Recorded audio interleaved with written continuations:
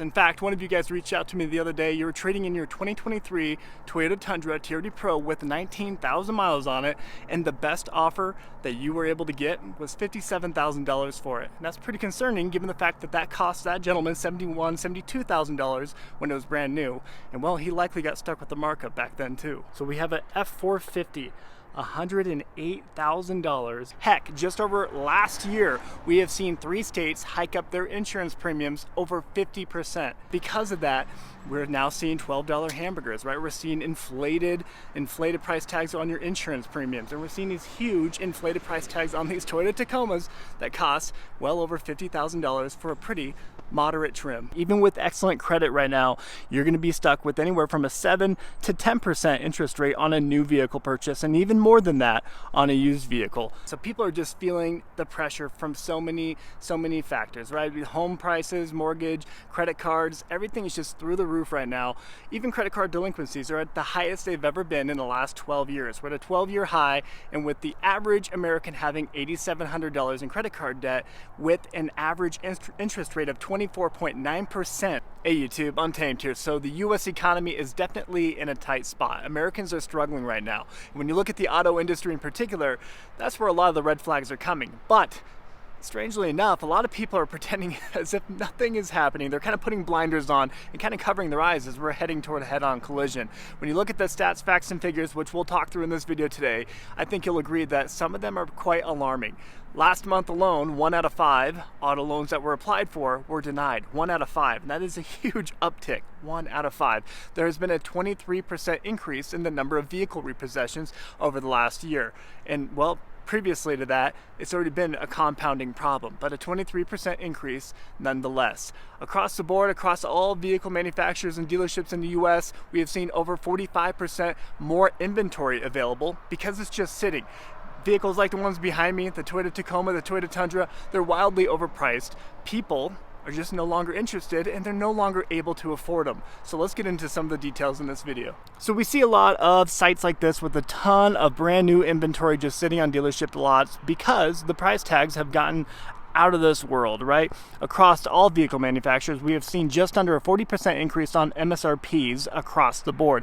The Toyota Tundra and the Toyota Tacoma, we have a couple down there I'll show you, are a prime example of that. You know, this exact trim, a 1794 edition, would cost you about $50,000 just a few years ago. But now we're looking at under 72 grand for this particular example. Let me show you an affordable option here. Okay, this is probably, I think it is the most affordable one at this point, $54,000, and this is for a base model SR5.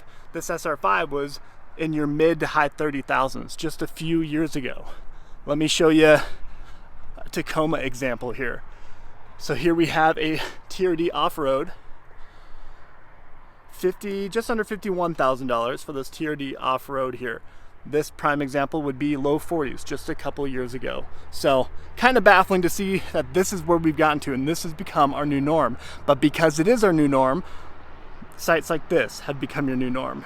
Whole lineups of them, whereas previous to that, they would actually sell pretty quick, but not anymore. They're just sitting. You know, a part of the rub for a lot of people is we get a lesser quality product for a higher price tag.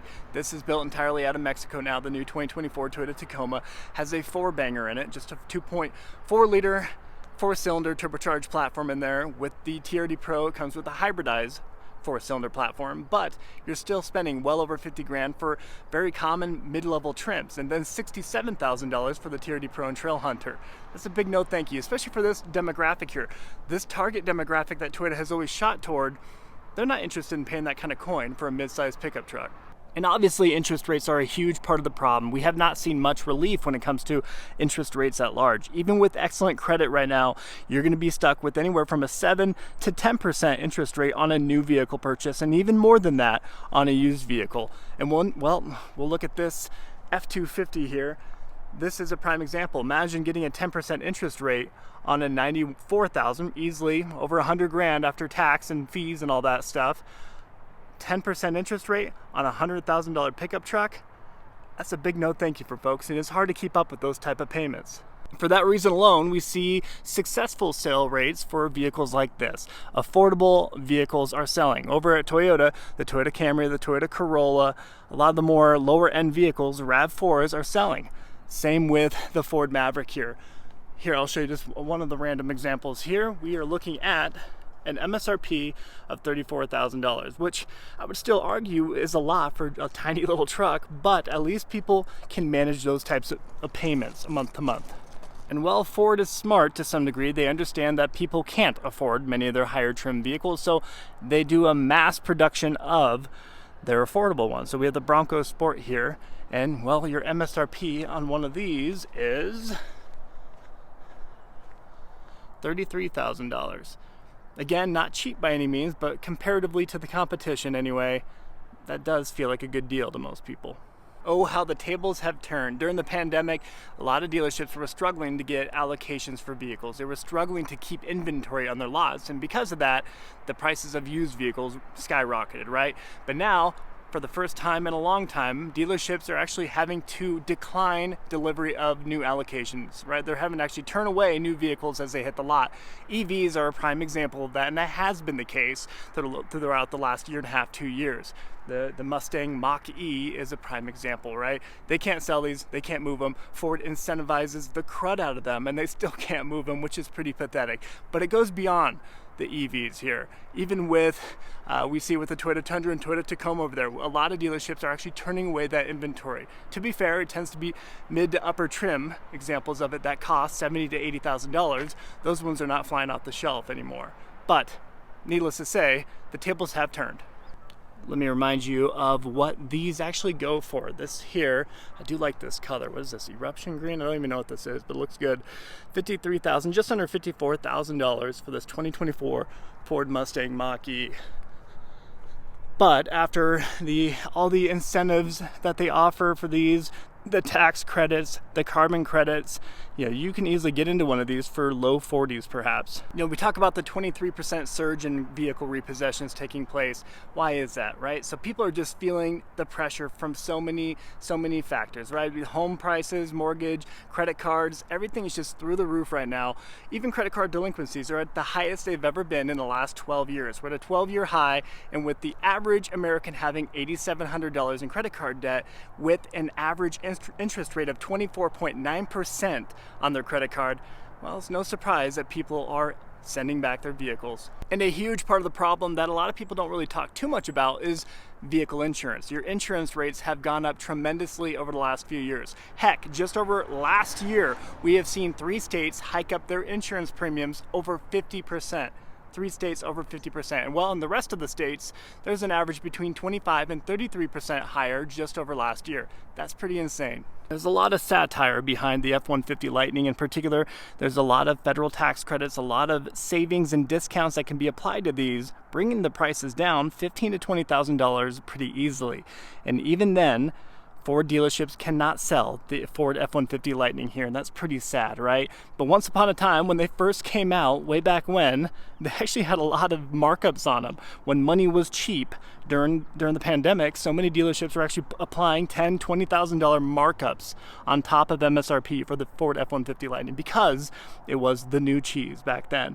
And well, I can't imagine where those people are right now, the ones who spent 20 grand over a sticker or more for their Ford F-150 Lightning. Because now dealers can't even sell them. And I guess that is one silver lining of the current state of affairs. Dealerships, for the most part, are not applying markups or ADMs on top of the sticker price for vehicles nowadays.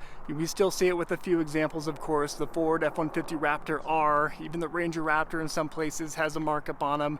I imagine some Toyota dealerships are going to try to apply a markup on the TRD Pro Tacoma, as well as the Trail Hunter trims as they come out. But for the most part, thankfully, most dealerships have gotten rid of that. And well, a big piece of the equation is kind of like what we talked about with the interest rates being anywhere from, right around that 7 to 10% interest for a new vehicle purchase. Most banks are not lending for a marked up price, right? They're not going to give you an additional $10,000 in order to buy a vehicle. And I guess on that note, I hope you guys remember which dealerships were charging markups or ADMs over MSRP during the pandemic. Hope you remember who they were and don't pay them any business moving forward.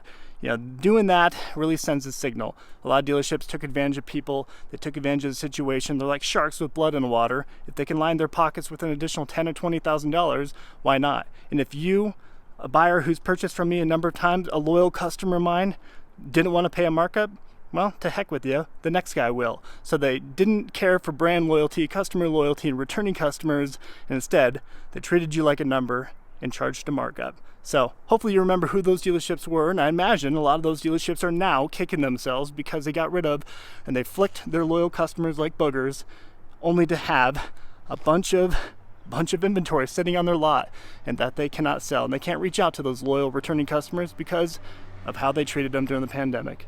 It is one of those things you got to be careful what you wish for, because as we wish for these new prices to come down a lot and discounts to be applied, what does that do to the used market and your trade-in value? It makes that plummet, of course. In fact, one of you guys reached out to me the other day. You were trading in your 2023 Toyota Tundra TRD Pro with 19,000 miles on it, and the best offer that you were able to get was $57,000 for it. And that's pretty concerning given the fact that that cost that gentleman $71,000, $72,000 when it was brand new. And well, he likely got stuck with the markup back then too. And then we have trucks like this that have always been pretty expensive, but you'll be blown away by just how much they want for them these days. So we have an F450, $108,000 for this F450 Limited. That is insane, absolutely insane. And don't get me wrong, they have always been pretty expensive, but that used to buy you a house, right? Like, that is house money not that long ago. So many of you likely remember back in 2020, the government approved a $6.55 trillion stimulus package to help keep the economy afloat and prevent a major crash from occurring. Well, that is a large part of the reason why we saw over 40% of all the money ever printed within the US printed that year. That is insane to think about. But because of that, we're now seeing $12 hamburgers, right? We're seeing inflated price tags on your insurance premiums. And we're seeing these huge inflated price tags on these Toyota Tacomas that cost well over $50,000 for a pretty moderate trim. So even with the huge hyperinflation of prices, I still applaud Toyota for offering vehicles like this and like this, right? So each of these are right at $30,000. That is a very base model Toyota Camry, and this is a GR86. Well, I appreciate Toyota for at least offering something that people can afford and still enjoy. So we'll wrap up the video there, guys. What do you honestly believe we need to see from the auto industry at large in order to see that pivot take place, or that reset, the much needed reset take place? So we're not seeing $57,000 Toyota Tacoma TRD off-road sitting on the lots. We don't need that, and people didn't really ask for that. Not to mention with the 4-cylinder engine underneath the hood, no thank you. So what is it that vehicle manufacturers at large, not just Toyota, need to do in order for us to see that reset take place? Because as of right now, things are only looking more and more grim, and things appear to be getting worse before they get better. So let me know what your thoughts are, and as always, I sincerely appreciate you taking the time to tune into these videos. If you find any kind of value in it or enjoyed it at all, please let me know, and please consider liking and subscribing. Your support means a lot, and it definitely doesn't go unnoticed. Until next time.